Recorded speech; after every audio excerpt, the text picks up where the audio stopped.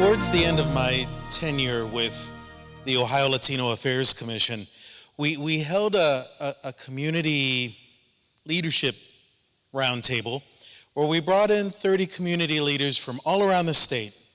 And we had a variety of speakers and experts talk about different issues that were facing the community, that were facing state government. And our final speaker was a state senator who for now will go unnamed. And he gave a great presentation, but I knew something that maybe not everyone in the audience understood at that time. The dynamic in the room was this. That senator had voted for a piece of legislation that the 30 audience members all uniformly, very passionately disagreed with. Now the audience was very respectful and civil. They listened to his presentation, and the moment he wrapped up, 29 out of 30 hands went up. And I think the only reason that one didn't was because she was drinking a cup of coffee at the time. But as soon as she set her cup down, her arm went up too. And the senator was enthused. Great, we've got some great questions coming up. They were all the same question. Senator, why did you vote for that bill? Do you have any idea what it did to our community? What it means, how hurtful it is? Thank goodness it didn't become a law, but how could you have voted yes? Now, I think he had an idea before he showed up to the meeting. He said, well, look, I voted how I voted.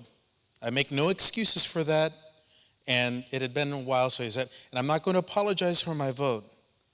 What I am going to do is take this opportunity to share with you today how I and 32 other senators across the street and 99 state representatives often make decisions about how to vote on legislation. He said, of course, we have the issues we care about, our platform, the things that we campaigned on. We also take a look at where does our party stand and what kinds of issues and priorities do they have. Of course, I get a call from leadership. I get my call from the Senate President, representatives from the Speaker's office, and we've got our staffers there. The bottom line is I don't get a chance to read every piece of legislation that crosses my desk. Lobbyists come in and talk to me, and they make their best case, and I filter all that information through. And another important way that I gauge the importance and the feel of the public are from calls and letters and emails and visits from constituents. And not even just constituents, but any Ohioan who comes in and takes the time to meet with me or one of my staff to talk about an issue. Long story short, how many people do you think called my office and asked me to vote for this bill? And the guesses were all over the place, and I see a couple goose eggs in the crowd. No, he said about 15 or 20 people called my office and asked me to vote yes. It wasn't a top priority. It wasn't a leadership vote. No major organization made it a key vote.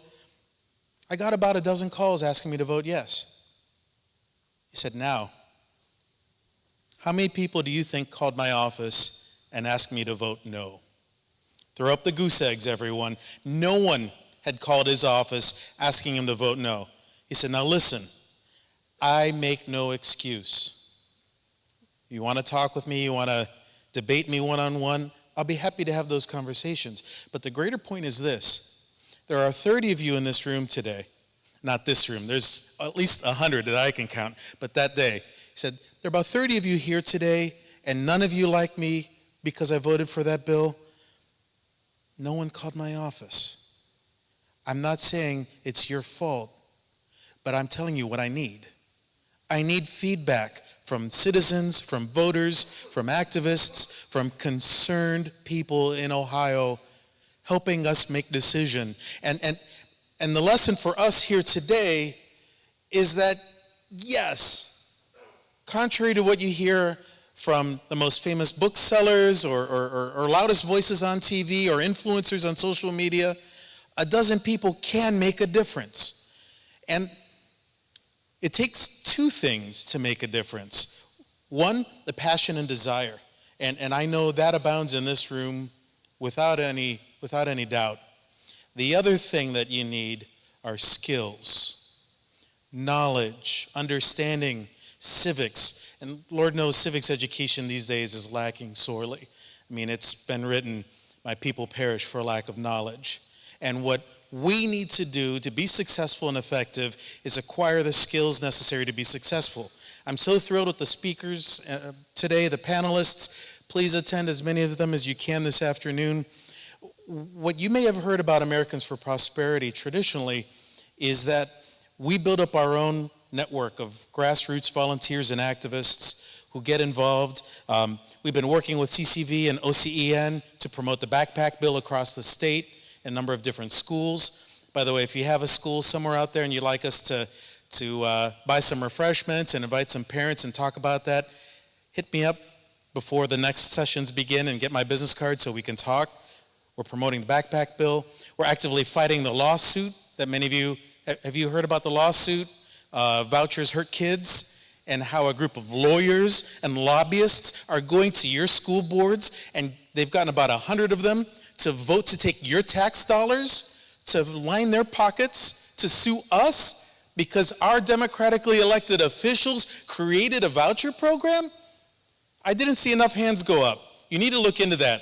Go to vouchershurtohio.com and read about this travesty of these lawyers and lobbyists using our dollars to sue us. By the way, we have another website that I'll talk about here in a moment. So Americans for Prosperity has been known for building up a grassroots army. What I'm here to talk to you about briefly is our coalitions building. If you've got an organization and you're fighting this good fight, make sure you come see me and get my card. Let me tell you real quick, this year, I hope we're going to huddle up with Kelly afterwards, because this has been a big endeavor today to bring this all together. We're hoping to do 5 regional events across the state with school board leaders, concerned parents, and activists, where we start to organize, because unless we're organized and we're there at every school board meeting, we're going to lose this, or things are going to continue to get worse. We're building some web-based tools that will be coming online starting at the beginning of next year, an Ohio-specific calculator so parents can determine their eligibility for the existing voucher program, like the one in Indiana, which we helped create. But if you go right now, take out your phones, lawsuitshurtkids.com. It's version 1.0. It's not very sexy, but there's an option at the bottom where you can say, I want more information. Go on there before you leave here today, lawsuitshurtkids.com, sign up with me. I'll make sure that you get invited to one of these 5 regional events that we host. It'll be at no charge to you and no charge to partner organizations. And my hope that is either this event next year or maybe some other event, Kelly, that we can host another statewide gathering and we can start talking about where we have active parent committees or existing organizations. We're not membership based. So if your organization is, and you'd like to take advantage of some of the education, training, resources that Americans for Prosperity can bring to your group, again, please make sure you see me before the next round of sessions start at 2. I have to leave this afternoon for family emergency, but I'll stick around to at least 2, and thank you all so much, and keep up the good fight. Thanks.